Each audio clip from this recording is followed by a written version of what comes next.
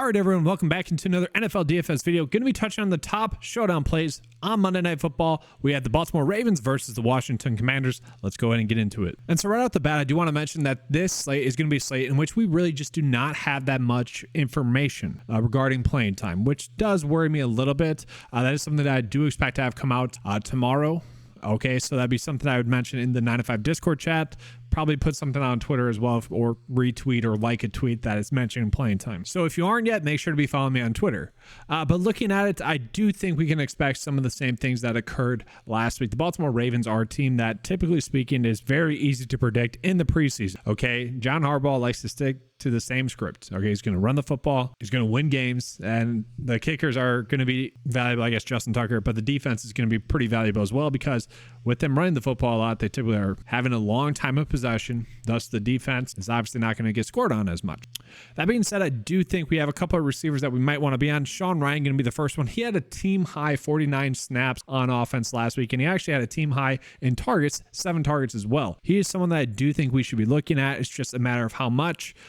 For running back position, it is tough to say exactly what's going to occur there, but we do know that Keontae Mitchell and Melvin Gordon are currently in a battle for that final running back spot. We know the top two. Justice Hill is kind of he's the third running back, but also kind of the guy that plays special teams and whatnot. He's going to make the team. So with that being said, we do see these two running backs fighting for a roster spot. And they both had about 6 touches, and I do expect them to both have the most touches again this week, but also I do expect that number to go up a little bit more.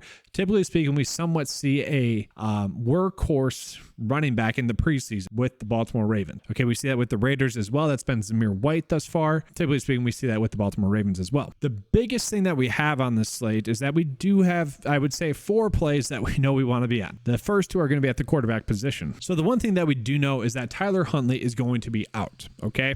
Most likely, because we got news that Josh Johnson is actually going to be the one that is starting. He's going to play the first half of football. And so with that being said, my expectation here is that Josh Johnson will play a half and Anthony Brown will play a half. As you can see, that's going to open up maybe 11 passing attempts between the two. So like 5 for Josh Johnson, maybe 6 for Anthony Brown. That's still not a lot of production because once again, they typically do like to run the football. That is just going to be something that occurs. Now, this was kind of weird. Like, honestly, it just was a weird one. But that being said, I do think Josh Johnson's going to be a fine play. And I really don't mind quarterback Anthony Brown as well. He is typically someone that can get it done via his legs. Like, he should be able to pick up 2 to 3 points via his legs. And if he scores a touchdown, obviously that is us getting a little bit lucky, but it wouldn't be out of the equation. That is something he can do. So not a terrible play. Like if he's playing a full half of football, he's someone that I do expect to get 5 to 7 points. Maybe he scores a touchdown. I think we can bank on him not being a terrible play. That being said, we're probably going to look at Washington's defense as well. I'll get into that in just a second though. I mentioned that we probably want to be on kickers and defense in this one, not only for the Ravens, but for the Commanders as well. Justin Tucker, like they don't exactly need to get him reps, but at the same time, with Anthony Brown as their quarterback, drives can stall out. Josh Johnson as well. Like drives can stall out. They might end up kicking.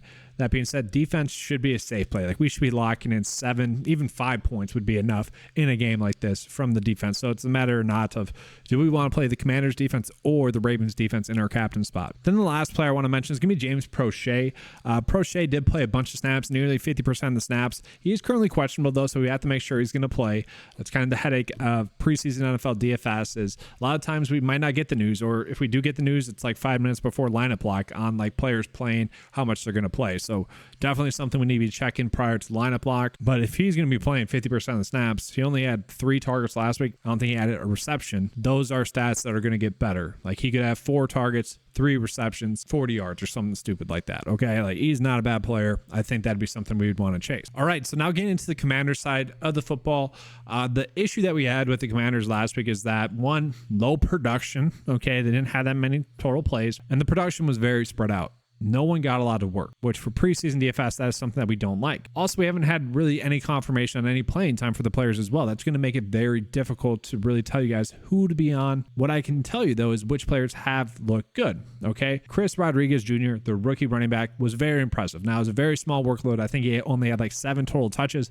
but he was impressive in those little bit of touches that he had. Actually pretty good in between the tackles as well.